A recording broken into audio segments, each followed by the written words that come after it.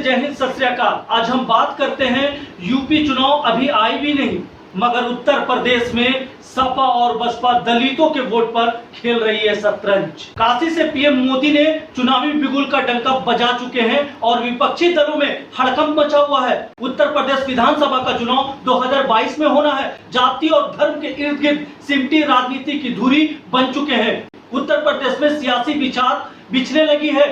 सूबे की सत्ता में दोबारा वापसी को बेताब सपा मुखिया अखिलेश यादव की नजर बसपा सुप्रीमो मायावती के वोट बैंक पर है।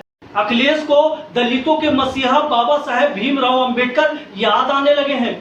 पहले अंबेडकर की जयंती पर दलित दिवाली मनाने की अपील और अब बाबा साहेब की वाहनी बनाने का अखिलेश यादव का ऐलान। ऐसे में देखना होगा कि दलितों के वोट बैंक पर कितना जगह बना पाएंगे अखिलेश यादव। बता दें कि यूपी में दलित मतदाता करीब 22% है। 80 के दशक तक कांग्रेस के साथ दलित मतदाता मजबूती के साथ जुड़ा रहा, लेकिन बसपा के उदय के साथ ही ये वोट उससे छिटकता गया।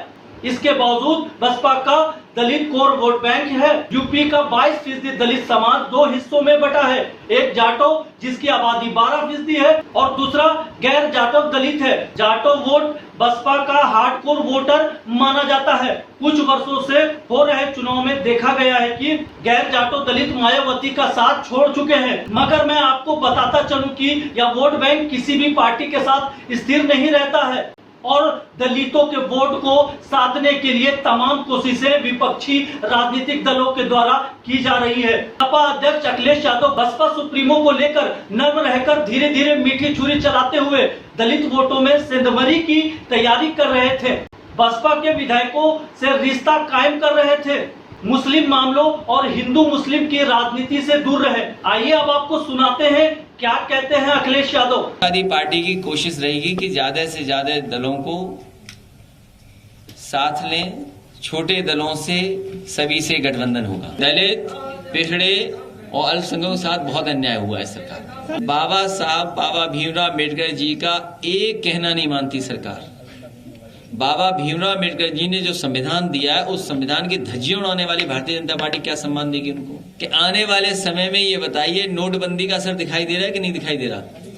नोटबंदी इसलिए की गई थी भ्रष्टाचार खत्म हो जाए, लेकिन इस समय उत्तर प्रदेश में सबसे ज्यादा भ्रष्टाचार, सबसे ज्यादा पैसे का लेन देन जिला पंचायत के चुनाव में भारतीय जनता पार्टी कर रही है। मायावती अपनी परिपक्व राजनीतिक क्षमताओं से जबरदस्ती इसी दलदल में सपा अध्यक्ष को घसीट रही है। अखिलेश को लग रहा था कि यूपी के विधानसभा चुनाव में कांग्रेस मुकाबले से बाहर होगी और बसपा की भाजपा से अप्रत्यक्ष दोस्ती जग जाहिर है। इसलिए पश्चिम बंगाल की तर्ज पर भाजपा विरोधी वोट एकजुट होकर सपा की ताकत बनेंगे। अखिलेश यादव ने यह भी परिपक्व नीति अपनाई थी कि वो भाजपा के हिंदू मुस्लिम जाल से बचने के लिए इन मामलों पर खामोश रहेंगे, ताकि वो मुस्लिम तुष्टीकरण और हिंदुत्व विरोध आरोपों से बचे रहें और भाजपा से नाराज और मुस्लिम जनाधार पर सपा का एक छत्र राज हो जाए। इन सारी प्लानिंग और खुशफहमियों के रंग में भंग डालते हुए मायावती ने भाजपा के खिलाफ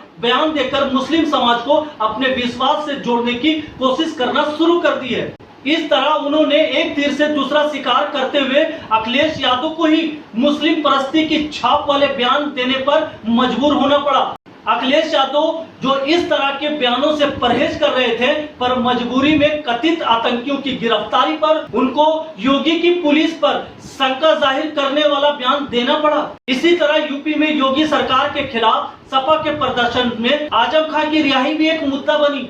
बताते चले कि बसपा सुप्रीमो ने अपनी खामोशी और भाजपा के से कुल रिश्ते को विपरीत दिशा में लाने के साथ हंसिये से बाहर निकलकर आगामी विधानसभा चुनाव के मुकाबले में आने की तैयारी शुरू कर दी है। 4.5 साल तक योगी सरकार के दौरान मायावती या तो खामोश रही या फिर उन्होंने भाजपा के फैसलों का समर्थन करने वाली बसपा अब भाजपा के हर कदम के खिलाफ आक्रामक हो गई है। धर्मांतरण या आतंकवाद के खिलाफ योगी सरकार के ऑपरेशन हो या जनसंख्या नियंत्रण कानून अथवा संघ प्रमुख मोहन भागवत का बयान, मायावती सबके खिलाफ आक्रामक दिखी। चलिए अब आपको सुनाते हैं बीएसपी सुप्रीमो मायावती ने क्या कहा। लेकिन मुझे अपने दलित वर्गों के ऊपर पूरा नाज है, दिल से नाज है, गर्व भी है कि ये लोग टच से मस नहीं हुए और बीएसपी के साथ खड़े रहे तो मैं ब्राह्मण समाज से भी यही उम्मीद करती हूँ कि इनको कितना परखोगे, कितना आजमाओगे। अब इनको तिलांजलि देनी चाहिए।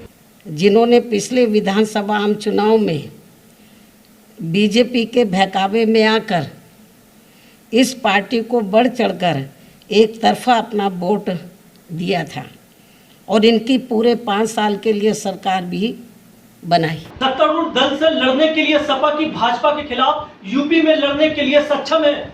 इस सबसे बड़ी विपक्षी दल के बाद कांग्रेस में मजबूत संगठन तक नहीं है और बसपा के बारे में लोगों की धारणा बनती जा रही थी कि बसपा प्रत्यक्ष अप्रत्यक्ष रूप से भाजपा के साथ है। कहते हैं कि मरा हुआ हाथी भी 100 लाख का होता है। यूपी की सियासत में सबसे सीनियर बसपा सुप्रीमो मायावती को नजरअंदाज करना नादानी होगी। इस वक्त यूपी में 2 दलों के बीच जंग में चल रही तलवारें की खनक किसी को सुनाई नहीं दे रही, लेकिन तजुर्बेकार बसपा सुप्रीमो यूपी की राजनीति में अपने अनुभव के शस्त्र अभी और भी चलाएंगी। तो कैसा लगा आपको हमारा ये स्पेशल रिपोर्ट? आप मुझे कमेंट बॉक्स में अपनी राय जरूर दें। तब तक के लिए धन्यवाद। सलाम, नमस्ते, जय हिंद, सत श्री अकाल।